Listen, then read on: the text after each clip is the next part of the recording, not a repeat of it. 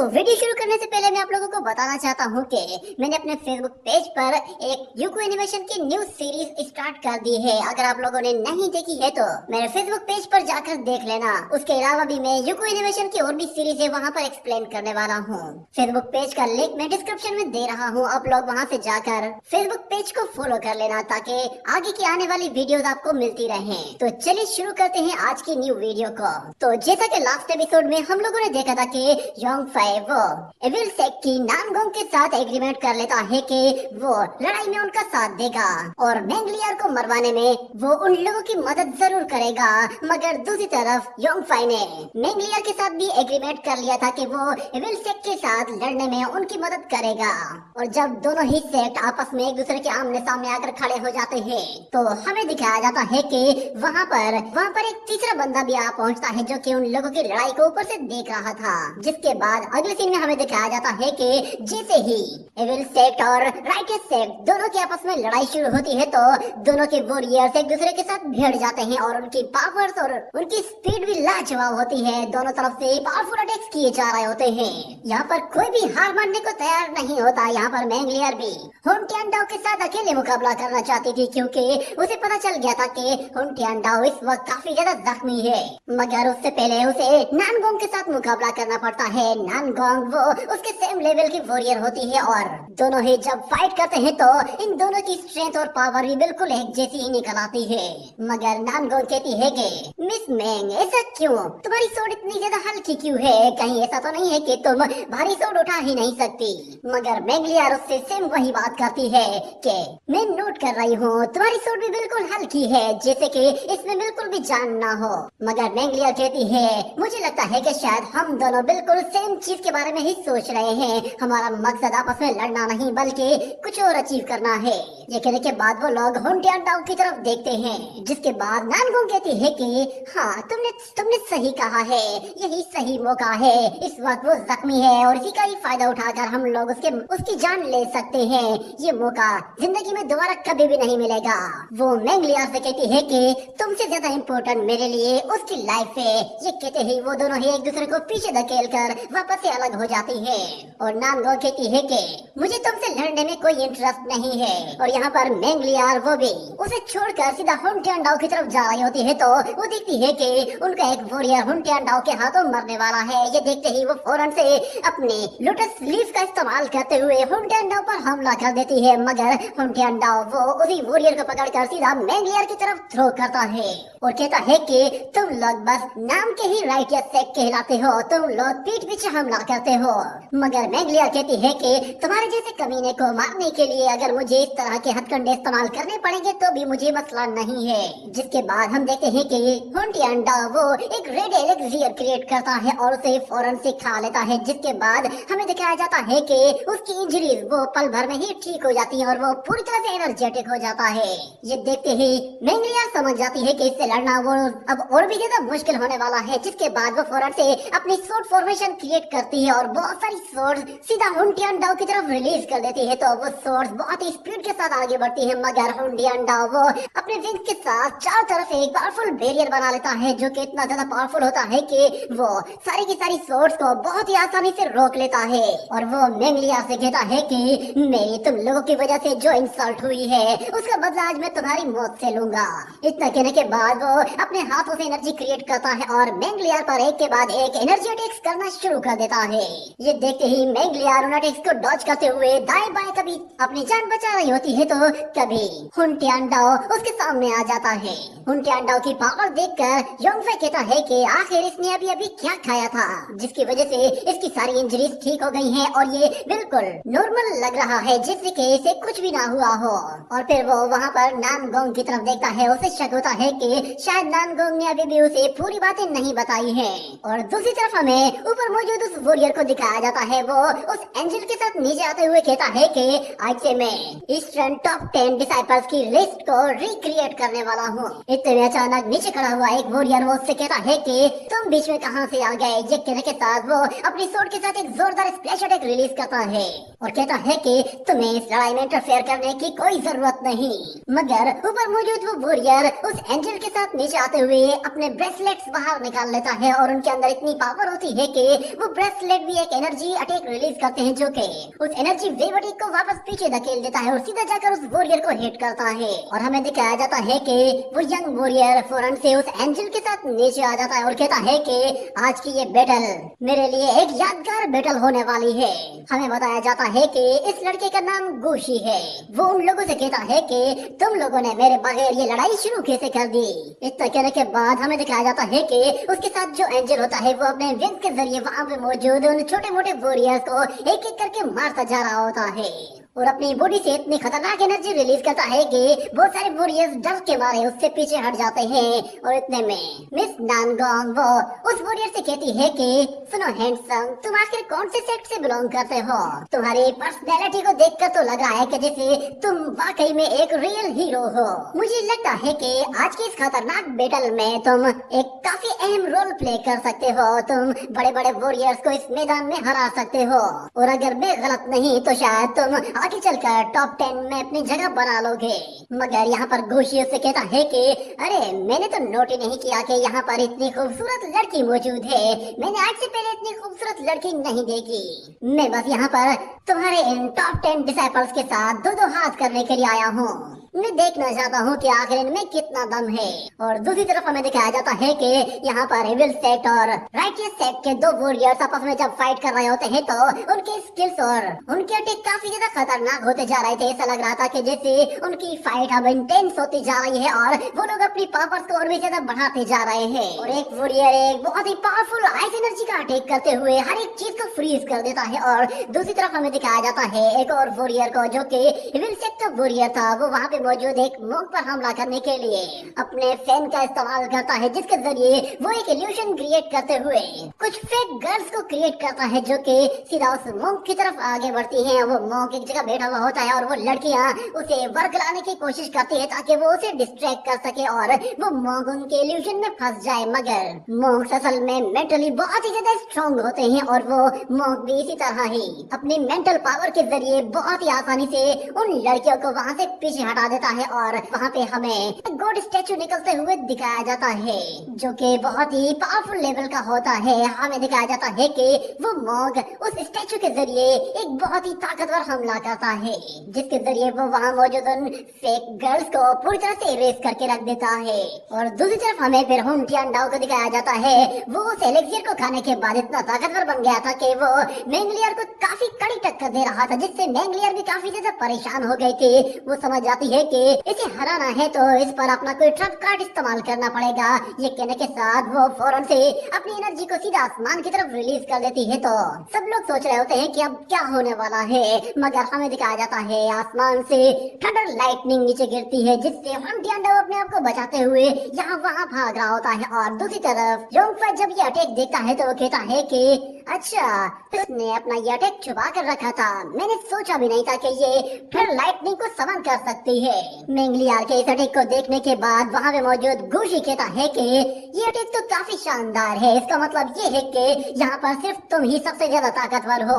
ये कहते ही वो मैंगलियर पर हमला करने के लिए जाता है। और दूसरी तरफ ज्वान लॉन्ग कहता है कि मुझे इससे कुछ जानी पहचानी और कुछ अनजानी फीलिंग्स क्यों आ रही है। यहाँ पे हम देखते हैं कि हुन टियानडाओ वो आते साथ ही मैंगलियर पर जैसे ही हमला करता है तो मैंगलियर उसके अटैक को ब्लॉक करती है और घोषी अपने ब्रेसलेट्स के जरिए उन पर एक साथ ही अटैक करते हुए उन दोनों को एक दूसरे से दूर हटा देता है जिस पर वो दोनों ही हैरान हो जाते हैं कि ये हमारी लड़ाई के बीच में क्यों कूदा है। इतने में हमें दिखाया जाता है कि घोषी अपने वो ब्रेसलेट वापस अपनी तरफ बुलाता है और हुन टियानडाओ को मारने के लिए वो पहले उस पर अटैक करता है तो हुन टियानडाओ पर झपकते उसके पीछे जा पहुंचता है। उसे मारने के लिए उससे कहता है कि तुम्हारी स्पीड बहुत ही स्लो है, मगर अचानक से वहाँ पर वो एंजल आता है और हुंटियांडाओ के अटैक को ब्लॉक करते हुए गुशी को लेकर वहाँ से पीछे हट जाता है और साथ में हुंटियांडाओ को भी पुश करते हुए वहाँ से नीचे फेंक देता है। मगर यहाँ पर मैंगलियर के दिमाग में एक आइडिया आता है। वो उससे कहती है कि हुंटियांडाओ, हमारी लड़ाई बीच में रुक चुकी है, इसलिए फिलहाल तो हम लोग आपस में डिसाइड नहीं कर सकते कि इस लड़ाई का विनर कौन है। मगर फिर वो गुशी से कहती है कि भले ही तुम काफी ज्यादा ताकतवर हो, मगर तुमने गलत अपोनेंट से पंगा ले लिया है। अगर तुम वाकई में टॉप 10 डिसाइपल से लड़ना चाहते हो और अपनी टॉप 10 डिसाइपल में पोजीशन बनाना चाहते हो, तो मेरे पास तुम्हारे लिए एक बेहतरीन ऑप्शन है। तुम्हें योंगफाई के साथ फाइट करनी चाहिए। वो हम में सबसे ज्यादा ताकतवर है और उसने अकेले ही ड्रैगन्स को मारा है और अकेला ही वो कई मास्टर्स को भी मार चुका है और उसके अलावा वो हुंटियांडाओ को तो कई मरतबा पीट चुका है। ये बात सुनते ही हुंटियांडाओ गुस्से में कहता है कि वो लड़का बस लकी था कि वो मुझे हरा पाया। अगर वो दोबारा मेरे साथ लड़ेगा तो मैं उसकी चटनी बना दूंगा। मगर यहाँ पर मैंगलियर कहती है कि मार्शल आर्ट स्किल्स के मामले में वो लड़का हम सब लोगों से ज्यादा ताकतवर है। अगर तुम उसके साथ लड़ोगे तो तुम आसानी से टॉप 10 में जगह बना लोगे। ये सुनने के बाद गुशी कहता है कि ये लड़का तो वाकई में मुझसे लड़ने के लिए क्वालिफाइड है। मैंने सोचा भी नहीं था कि वहाँ ऊपर उस ड्रैगन के ऊपर बैठकर तुम ये सारा तमाशा देखोगे और मुझे इस तरह इग्नोर करोगे। मगर युआन लॉन्ग उसके बारे में कहता है कि इस लड़के का दिमाग बिल्कुल गर्म है, इसे उकसाना बहुत ही ज्यादा आसान है, बस कुछ अल्फाज कहो और ये लड़का खुद ब खुद भड़क जाता है। पता नहीं इसकी खोपड़ी में दिमाग नाम की कोई चीज है भी या नहीं। मगर गुशी कहता है कि मैं सबसे ताकतवर वॉरियर से लड़ने के लिए आया हूँ, मुझे बाकी लोगों की कोई परवाह नहीं। तो योंगफाई से कहता है कि अगर ऐसा है तो फिर ठीक है, मैं तुम्हें बता दूं कि मैंने कुछ देर पहले ही हुंटियांडाओ के साथ फाइट की है और मेरे अंदर अभी भी इतनी एनर्जी है कि मैं तुम्हारे साथ मुकाबला कर सकता हूँ। तो गुशी कहता है अगर ऐसी बात है तो फिर तुम्हें हराना मेरे लिए ये डिसरेस्पेक्टफुल होगा। जब तक तुम अपनी एनर्जी रिकवर कर लो तब तक मैं तुम्हारा वेट करूंगा। मगर युआन लॉन्ग उसे भड़काते हुए कहता है कि वहाँ नीचे देखो, वहाँ पर 4 वॉरियर्स ऐसे हैं जो कि फुल एनर्जेटिक है और वो तुम्हें हराने के लिए काफी है। अगर तुम उनमें से एक को भी हरा देते हो तो तुम वैसे ही टॉप 10 में अपनी जगह बना लोगे। तुम्हें किसी और से लड़ने की जरूरत ही नहीं पड़ेगी। हमसे लड़ने के लिए तुम्हें पहले उन 4 को हराना होगा।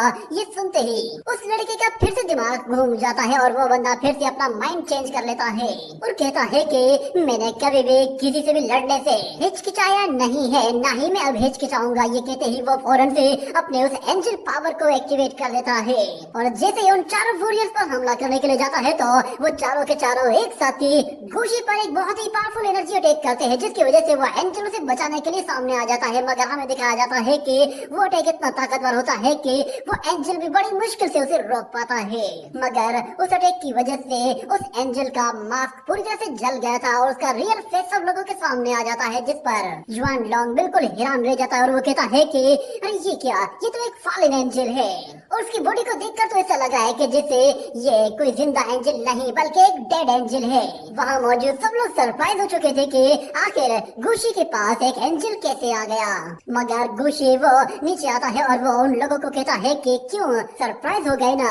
वो अपनी ब्रेसलेट पावर के जरिए दोबारा से उस एंजल की बॉडी को दोबारा से रिवाइव करता है तो उसके अंदर फिर से जान आ जाती है। और युआन लॉन्ग कहता है कि अच्छा, तो मेरा शक बिल्कुल सही था, ये लड़का असल में कॉर्प ड्राइव सेक्ट से बिलोंग करता है, जिसके बारे में नानगोंग कहती है कि कॉर्प ड्राइव सेक्ट ये तो हजारों साल पहले ही डिसअपियर हो गया था। आखिर ये लोग हजारों साल के बाद दोबारा से कैसे अपीयर हुए हैं। और यहाँ पर हमें दिखाया जाता है कि वो एंजल उन चारों के चारों वॉरियर्स पर हमला करने के लिए उन पर टूट पड़ता है और नानगोंग उसके बारे में बता रही होती है कि कॉर्प ड्राइव सेट ये हजारों साल पहले बहुत ही ज्यादा फेमस हुआ करता था, क्योंकि इन्होंने पूरी दुनिया के सबसे पावरफुल मास्टर्स की बॉडीज को अपने कंट्रोल में कर लिया था, जिसकी वजह से ये दुनिया के नंबर 1 वॉरियर्स में शामिल हो गए थे। और दूसरी तरफ हमें दिखाया जाता है कि वो एंजल जब उन लोगों को ठिकाने लगा रहा होता है तो फिर वो उस मॉन्क पर भी हमला करने के लिए जाता है। ये ये देखते ही वो मॉन्क उस पर हमला करने के लिए बहुत सारे एनर्जी अटैक्स क्रिएट कर लेता है और जैसे ही वो एंजल उसके करीब आता है तो वो सारे के सारे अटैक एक साथ रिलीज कर देता है। मगर उस एंजल की स्पीड इतनी फास्ट होती है कि वो बहुत ही आसानी से उन सारे अटैक्स को डॉज करते हुए उस मॉन्क को इतना जोरदार पंच दे मारता है कि उस मॉन्क की हालत खराब हो जाती है और वो वहाँ से बहुत ही दूर जा गिरता है। और दूसरी तरफ योंगफाई कहता है कि हजारों साल पहले मैंने सुना था कि फॉलन एंजल को किसी ने मारकर उसकी बॉडी के टुकड़े टुकड़े कर दिए थे, मगर कॉर्प ड्राइव सेक के लोगों ने इन ब्रेसलेट्स के जरिए उन कॉर्प्स को दोबारा से इकट्ठा कर लिया है और वो लोग उन ब्रेसलेट के जरिए उन कॉर्प इमोर्टल बॉडीज को कंट्रोल करते हैं। और इस तरफ हमें दिखाया जाता है कि गुशी वो यहाँ पर अकेला ही सबसे ज्यादा ताकतवर लग रहा होता है क्योंकि उसके पास एक एंजल था, मगर वो टॉप 10 डिसाइपल भी उससे हार मानने के लिए तैयार नहीं थे। वो अभी भी उससे लड़ना चाहते थे, मगर गुशी उन लोगों पर हंसते हुए कहता है कि तुम लोग अच्छा मजाक करते हो, तुम्हें लगता है कि तुम लोग मुझे हरा सकते हो, तुम लोग एक साथ मिलकर भी हमला करो तो भी तुम मेरा कुछ नहीं बिगाड़ सकते क्योंकि मेरे पास जब तक ये कॉर्प एंजल मौजूद है इसे कुछ कर भी नहीं सकते, ना ही तुम मेरा कुछ बिगाड़ सकते हो क्योंकि ये तो ऑलरेडी डेड है, इसे तुम कितनी बार मारोगे, मैं इसे फिर से रिक्रिएट करूंगा और फिर से ये खड़ा हो जाएगा, चाहे तुम लोग कितनी भी पावर यूज क्यों ना कर लो, आखिर में तुम सब लोग थक कर हार मान ही जाओगे और मैं इस कॉर्प बॉडी के जरिए तुम सब लोगों का सफाया कर दूंगा। और वो नानगोंग की तरफ देखते हुए कहता है कि हाँ, ये मत समझना कि मैं ब्यूटीफुल गर्ल्स को छोड़ दूंगा, मैं सबको मारूंगा तो मतलब सबको।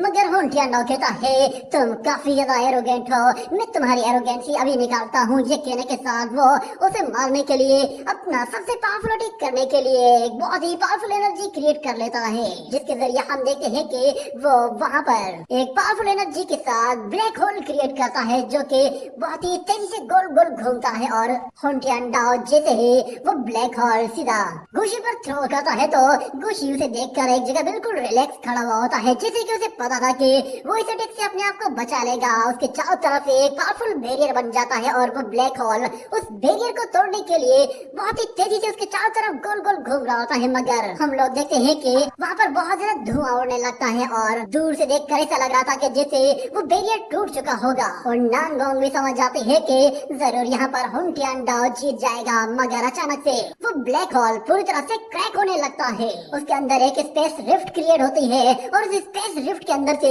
वो एंजल बाहर निकल आता है और हुंटियानो पर एक बहुत ही पावरफुल पंच के साथ अटैक करता है जो कि इतना स्ट्रॉन्ग होता है कि हुंटियानो की आंखें बाहर आ जाती है।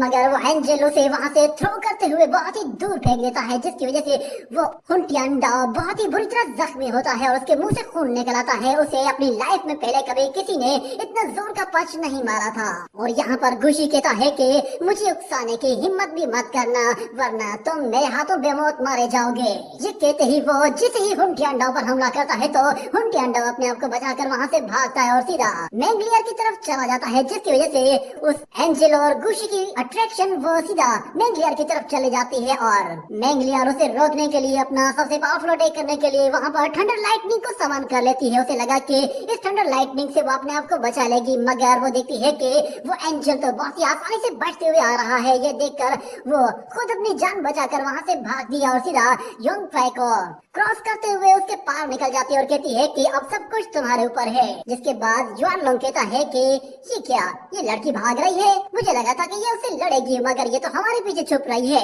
और फिर गुशी कहता है कि योंगफाई तैयार हो जाओ, अब तुम्हारी बारी है। मगर अचानक उसे जमीन पर किसी चीज की परछाई दिखाई देती है। जब वो ऊपर की तरफ देखता है तो ऊपर से बहुत ही बड़े बड़े गोल्डन हैंड्स उसकी तरफ आ रहे होते हैं और योंगफाई ने पहले ही उससे लड़ने के लिए तैयारी कर ली थी। वो वहाँ पर हेवन डिस्ट्रॉइंग हैंड टेक्निक को यूज कर चुका था। वो जाइंट हैंड जैसे उस एंजल के ऊपर आता है तो वो एंजल बड़ी ही मुश्किल से उसे रोक पा रहा था और इतने में वहाँ पर फिर एक और हैंड आता है। इसी तरह योंगफाई वहाँ पर उन जाइंट हैंड्स की बारिश कर देता है, जिसकी वजह से वो बहुत ही आसानी से उन दोनों ही वॉरियर्स को पुश करते हुए सीधा नीचे जमीन की तरफ धकेलता है और बहुत ही जोरदार अटैक के साथ वो उन्हें जमीन पर दे मारता है, जिससे वहाँ पर एक जोरदार धमाका होता है और सब लोग समझ जाते हैं कि इस अटैक के बाद इसका बचना मुमकिन नहीं है। और युआन लोंग कहता है कि मैंने सोचा भी नहीं था कि ये कॉर्प ड्राइव सेक का वॉरियर तुम्हारे एक पालवटे को भी नहीं झेल पाएगा। और नानगोंग कहती है अरे ये क्या हुआ, ब्रदर गुशी वो तो नीचे गिर गया। लगता है वो भी योंगफाई का मुकाबला नहीं कर सकता। और वहाँ मौजूद एक मास्कमैन कहता है ये टॉप 10 वॉरियर में जगह बनाना चाहता था, पर बदकिस्मती से अब इसे तो टॉप 100 में भी जगह नहीं मिलेगी, क्योंकि ये योंगफाई के बराबर तो बिल्कुल भी नहीं, ना ही ये उसे छू तक पाएगा। इतना कहने की देर थी कि अचानक से जमीन के नीचे से वो एंजल फिर से बाहर निकल आता है और ये देखकर सब लोग हैरान हो जाते हैं कि ये कैसे पॉसिबल हो सकता है। उस हेवन डिस्ट्रॉइंग हैंड से आज तक कोई भी नहीं बच पाया, मगर हमें दिखाया जाता है कि वो कॉर्ड बॉडी क्योंकि वैसे ही डेड होती है तो उसे मारा नहीं जा सकता। और गुशी वो योंगफाई से लड़ने के लिए फिर अपनी फुल पावर को एक्टिवेट कर देता है, जिसकी वजह से हमें उसकी बॉडी के चारों तरफ एक ग्रीन ऑरा दिखाया जाता है, जो कि पहले के मुकाबले में काफी ज्यादा बढ़ गया था। और वो अपने उन ब्रेसलेट की पावर को भी फुली चार्ज कर लेता है, जिसके बाद हम देखते हैं कि वो उस एनर्जी के जरिए उस कॉर्प इमोर्टल बॉडी को और भी ज्यादा ताकतवर बना देता है। और योंगफाई से कहता है कि मैं तुम्हें अपना एक पपेट बनाऊंगा।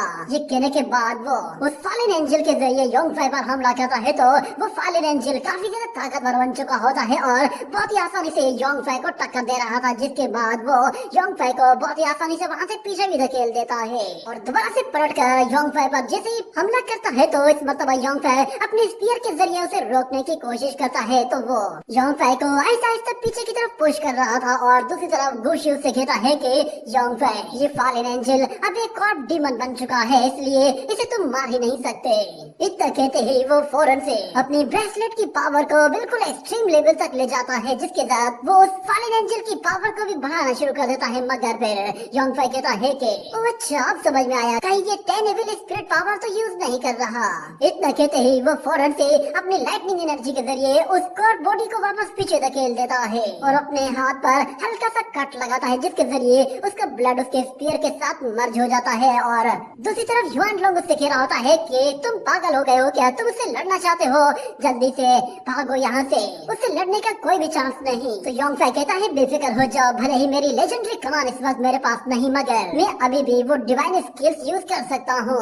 ये कहने के साथ वो उस स्पीयर के जरिए एक बहुत ही जोरदार स्प्लैश अटैक करता है, जिसे देखकर गुशी की भी हालत खराब हो जाती है और वो कहता है कि ये कैसे पॉसिबल हो सकता है। वो अपने ब्रेसलेट के जरिए फिर से फालिन एंजल की एनर्जी को चार्ज करता है और दोबारा से वो फालिन एंजल योंगफाई पर अटैक करने के लिए जाता है, मगर इस मर्तबा भी योंगफाई बहुत ही आसानी से स्पीड के साथ उसे काटते हुए निकल जाता है। मगर वो यहाँ पर रुकने वाला नहीं था, वो एक के बाद एक स्पीयर अटैक करता जा रहा होता है, जिसके जरिए वो उस एंजल की हालत और भी ज्यादा खराब करता जा रहा था। मगर वो रुकने का नाम नहीं लेता, वो कंटिन्यूसली अटैक पर अटैक किए जा रहा था, जिसके बाद गुशी परेशान हो जाता है कि आखिर ये सब कुछ क्या हो रहा है, हर चीज मेरे कंट्रोल से बाहर होती जा रही है। मगर फिर योंगफाई एक फाइनल अटैक करते हुए उस कॉर्प बॉडी को डैमेज करता है और फिर सीधा गुशी की तरफ आगे बढ़ते हुए कहता है अब तुम्हारी बारी है। गुशी खुद को बचाने के लिए अपना पूरा जोर लगाता है, मगर उसके बावजूद भी योंगफाई की स्पीड इतनी फास्ट होती है कि उसे पता भी नहीं चलता और योंगफाई उस पर अटैक करते हुए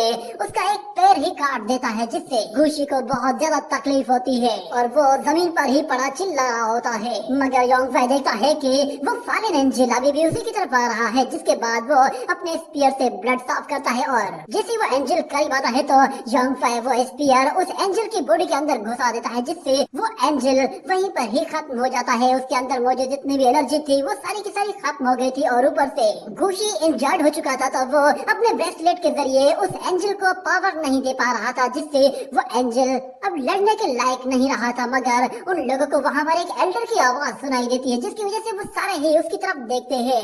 हमें दिखाया जाता है कि वहाँ पर गुशी का फादर आ चुका होता है, वो अपने बेटे को बचाने के लिए वहाँ पर मैदान में आता है और उसे देखते ही हुनटियन भाग खड़ा होता है और योंगफाई वो उस एंजल बॉडी को अपने स्पीयर के जरिए काट कर नीचे फेंक देता है। मगर कॉर्प ड्राइव सेक का वो मास्टर योंगफाई से कहता है कि तुम्हें ऐसा नहीं करना चाहिए था, तुम बिल्कुल यंग हो और तुम्हें इतना एरोगेंट नहीं होना चाहिए, तुम जानते हो ना ज्यादा एरोगेंट लोग ज्यादा लंबी जिंदगी नहीं जीते।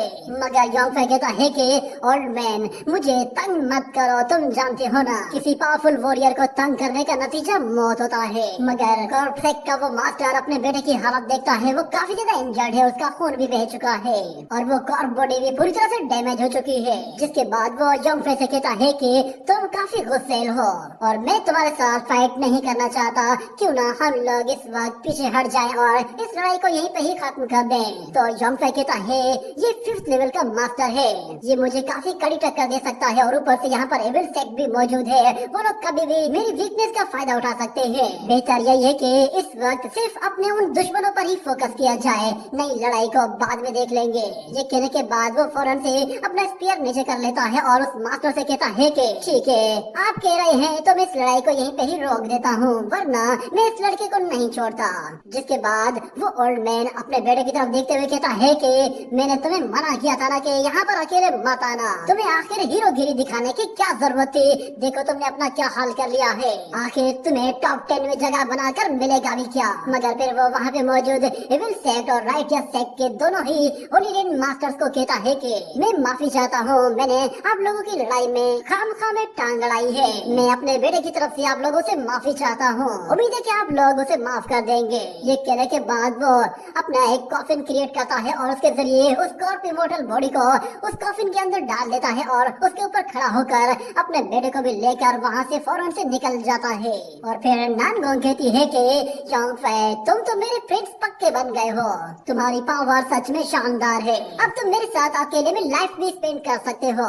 मगर योंगफे कह रहा होता है कि कॉर्प ड्राइव सेक्ट वो एक एविल सेक्ट है और इनकी रैंकिंग भी एविल सेक्ट में काफी हाई होती है, इनसे पंगा लेना अच्छा नहीं है। ये कहने के साथ ही ये एपिसोड यहीं पे ही एंड हो जाता है।